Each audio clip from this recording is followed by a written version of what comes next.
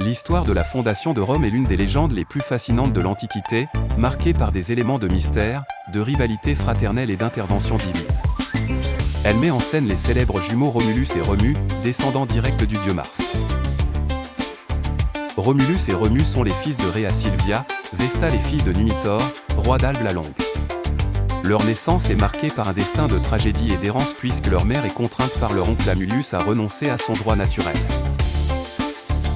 Cependant, le dieu Mars intervient et Rhea Silvia donne naissance aux deux jumeaux. Amulius, craignant que ses héritiers légitimes ne revendiquent le trône, ordonne de les abandonner dans les eaux capricieuses du Tibre.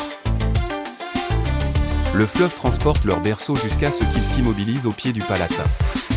Les jumeaux sont découverts et nourris par une louve, jusqu'à ce qu'ils soient recueillis par un couple de bergers, Faustulus et Larentia, qui achèvent leur éducation.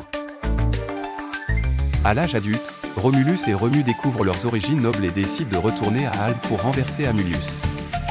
Après leur succès et la restauration de Numitor sur le trône, ils envisagent la fondation d'une nouvelle cité. Cependant, cette entreprise commune se transforme rapidement en rivalité.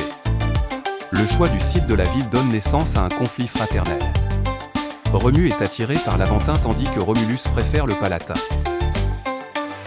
C'est par l'augure, l'interprétation des signes divins observés dans le vol des oiseaux, que doit se décider le fondateur de la future ville. Les dieux semblent plus favorables à Romulus.